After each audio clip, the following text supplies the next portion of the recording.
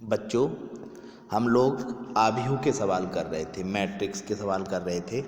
उसी क्रम में उससे आगे के सवाल आज आपको कुछ कराए जा रहे हैं। देखिए, कॉसेक ए की वैल्यू है cos A sin A minus sin A cos A. तो हमको सिद्ध करना है कि ए स्क्वायर बराबर cos 2a sin 2a minus sin 2a cos 2a, ये हमको प्रूव करना है। इसके लिए हम क्या करेंगे, सबसे पहले हम ये अपना व्यंजक ले लेंगे, ये अपना आव्यूह ले लेंगे कि ए बराबर cos A sin A minus sin A cos ए। हमें ए स्क्वायर निकालना है, मतलब ए बाई ए करनी है, ए मल्टीप्लाई ए करनी है।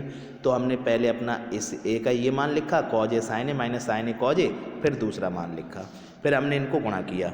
तो गुणा के लिए पहली रो पहला कॉलम, फिर उसके बाद पहली रो दूसरा कॉलम, ये यहाँ पे गुणा कर दी और ये वाली यहाँ पे गुणा कर ली। उसके बाद दूसरी रो, उसके बाद जो है फिर गुणा की जाएगी।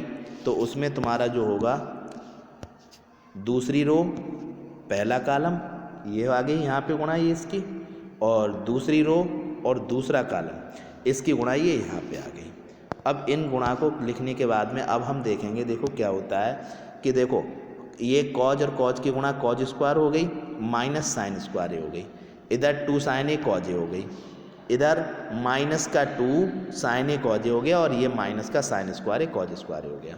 अब हम लोगों ने क्या किया कि इसमें से कॉज, ये पहला वाला है कॉज स्क्वायर ए माइनस साइन स्क्वायर, ये कॉस 2a का फार्मूला होता है, 2 साइन ए कॉज ए ये साइन 2a का फार्मूला होता है, और ये माइनस 2 साइन ए कॉज ए माइनस साइन 2a का फार्मूला होता है, और ये माइनस साइन स्क्वायर ए माइनस कॉज स्क्वायर है। अगर यहाँ से हम एक माइनस कॉमन कर लें तो ये बचेगा तुम्हारा कॉज स्क्वायर ए माइनस साइन स्क्वायर ए, ये इस तरीके से बचेगा साइन स्क्वायर ए। तो ये मान जो है कॉस 2a का हो जाएगा, कॉस 2a। तो ये वैल्यू जो है हमारी, ये वैल्यू माइनस कॉस 2a की बन जाएगी, ठीक है। तो इस तरीके से हमारा ये सवाल का आंसर बन जाएगा कि cos 2a sin 2a minus sin 2a और कॉस 2a, ठीक है। तो ये हमारा जो है आंसर आ जाएगा। अब देखिए नेक्स्ट सवाल, ये सवाल है तुम्हारा कि अगर a बराबर 1 2 5 3 4 6 है तथा b बराबर 4 0 2 1 1 5 है, तो AB और BA ज्ञात कीजिए। देखिए, हमें इन दोनों की मल्टीप्लाई करनी है। सबसे पहले तो हम ये देखेंगे कि A की वैल्यू जो है 1 2 5 3 4 6 है, इसका क्रम क्या है, तो इसमें 2 रो हैं 3 कॉलम है, तो 2 गुणा 3 का इसका क्रम हुआ, ठीक। दूसरा वाला B है, इसमें देखेंगे कि इसमें क्या है, तो 1 2 3 रो हैं और 2 कॉलम हैं, ठीक। अब अगर पहली के कॉलम और दूसरी की रो अगर मैच करती हैं तो इनको हम मल्टीप्लाई कर सकते हैं, यानी हम इनको मल्टीप्लाई कर सकते हैं। देखिए, अब हम मल्टीप्लाई करेंगे तो हमारा तरीका है पहला रो पहला कॉलम, ये हमने यहाँ पे 1 को 4 से गुणा किया, फिर 2 को 2 से गुणा किया, फिर हमने 5 को 1 से गुणा किया, पहली रो पहला कॉलम, फिर पहली रो और दूसरा कॉलम, यानी हमने 1 को 0 से गुणा किया, फिर 2 को हमने 1 से गुणा किया, फिर हमने 5 को 5 से गुणा किया। इस तरीके से ये हमारा 5 से 5 को गुणा किया। फिर इसी तरीके से हमने नीचे भी मल्टीप्लाई की, और फिर इनका जितना आंसर आ रहा था वो हमने जोड़ लिया। ये 4 2 1 4 एकम 4 2 दूनी 4 5 एकम, सबको जोड़ के कितना आया 13, ऐसे ये 27 ये 26 ये 34, तो ये ए बी आ गया, ठीक। अब BA करना है हमको, तो इसी तरीके से BA करेंगे, और BA में पहले B में 1 2 3 रो और 2 कॉलम, और इसमें 2 रो और 3 कॉलम, तो ये सेम है, इसका मतलब आप इसको मल्टीप्लाई कर सकते हो, इसको मल्टीप्लाई आप कर सकते हो। देखिए, तो पहली रो, अब तरीका वही रहेगा, पहली रो पहला कॉलम, फिर पहली रो दूसरा कॉलम, पहली रो तीसरा कॉलम, ठीक। इसके बाद में दूसरी रो पहला कॉलम, दूसरी रो दूसरा कॉलम, दूसरी रो तीसरा कॉलम, फिर उसी तरीके से तीसरी रो पहला कॉलम, इस तरीके से हम इसको मल्टीप्लाई कर लेंगे और ये हमारे सवाल का आंसर हमको प्राप्त हो जाएगा।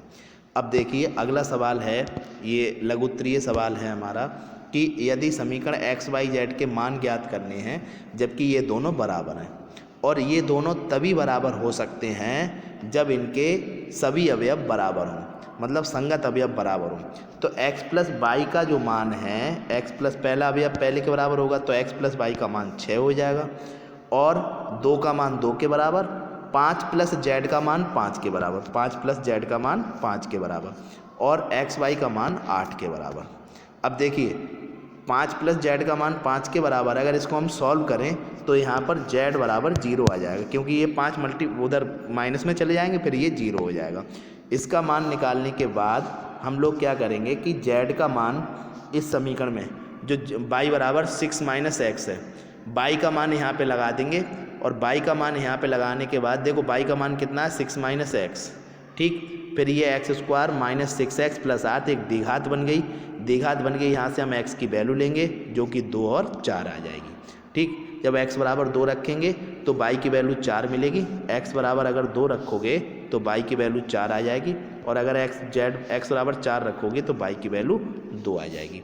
इस तरीके से हमारा ये सवाल यहाँ पे x और y का मान आ जाएगा। x का मान 2 है, y का मान 4 है, z का मान 0 है, या फिर x का मान 4 है, y का मान 2 है और z का मान 0 है। इस तरीके से हमने x, y, z के मान प्राप्त कर लिए हैं। अभी देखिए यहाँ पर प्रश्न नंबर 2 है कि अगर f(x) बराबर cos x minus sin x 0, sine x cos x 0, 0, 0, 1 है तो सिद्ध कीजिए। क्या सिद्ध करना है कि f(x) इंटू एफ वाई बराबर f(x) प्लस वाई। तो देखिए सबसे पहले हम इसमें LHS लेते हैं, f(x) F Y. f(x) F Y में क्या होगा, f(x) की वैल्यू लगाई और यहाँ पर f(y) की वैल्यू लगाई, मतलब जहाँ जहाँ x लिखा है उसकी जगह पे y लिख दिया। इसे y करने के बाद अब हम इसको मल्टीप्लाई करेंगे। तरीका वही रहेगा, पहली रो पहला कॉलम, फिर पहली रो दूसरा कॉलम, फिर पहली रो तीसरा कॉलम। इस तरीके से हम इनको करने के बाद में फिर दूसरी रो से शुरू करेंगे और यहाँ पर हम इनको लिखते जाएंगे, यहाँ पर इनको लिखते जाएंगे, यहाँ पर ऐसे लिखते जाएंगे। जब ये सारे लिख जाएंगे, हमारे सब कुछ लिख जाएंगे, तब हम इनको जोड़ लेंगे तो ये हो जाएगा cos x plus y minus sin x plus y. और ये देखिए अब x चेंज होके x प्लस वाई आ गया है, तो ये क्या बन जाएगा f(x) प्लस वाई, ठीक है। x की जगह x प्लस वाई लग गया है। अब देखो इसी तरीके से हमारा ये तीसरा सवाल है, और तीसरा सवाल बहुत आसान है। तो a का मान दिया है, b का मान दिया है, a का मान है, b का मान है, तो a b और b ये निकलवा रहा है। तो जैसा भी पिछला सवाल किया था उसकी तरीके से आप इसको सॉल्व कर लीजिए, ठीक है। अब देखिए अगला सवाल है प्रश्न नंबर 4, अगर a बराबर 1 माइनस 1 माइनस 1 1 है तो सिद्ध कीजिए कि a क्यू बराबर 4a, a क्यू बराबर 4a, ये हमको यहाँ पर दिखाना है, a क्यू बराबर 4a।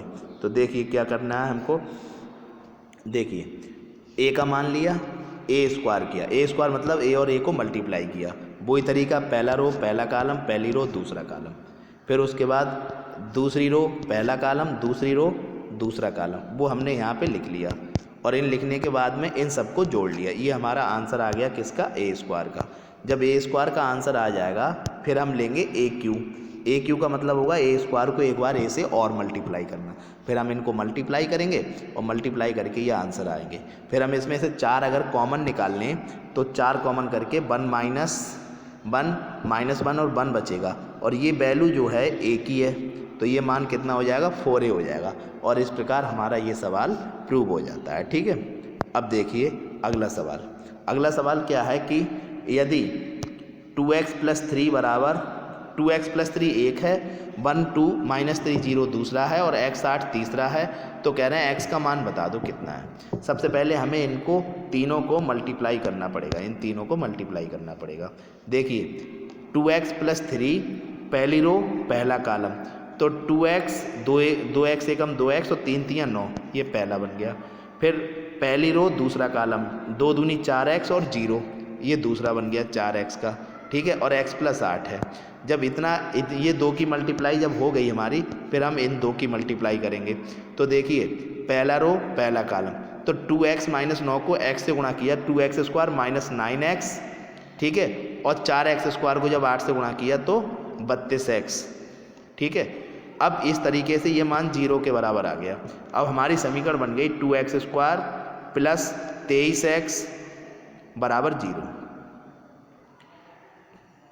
ये हमने घटा दिए, 32 में से 9 गए तो कितने बच गए, 23x बराबर 0। x कॉमन कर लिया तो बच्चा तुम्हारा x 2x प्लस 23 बराबर 0। अब हम इसको सॉल्व करेंगे तो x बराबर हमारा एक मान 0 आ जाएगा और दूसरा मान x बराबर -23/2 आ जाएगा। ठीक है, इस तरीके से हमने यहाँ पर कुछ सवालों को सॉल्व किया है। कल इससे आगे के सवाल जो हैं आपको कराए जाएंगे। धन्यवाद।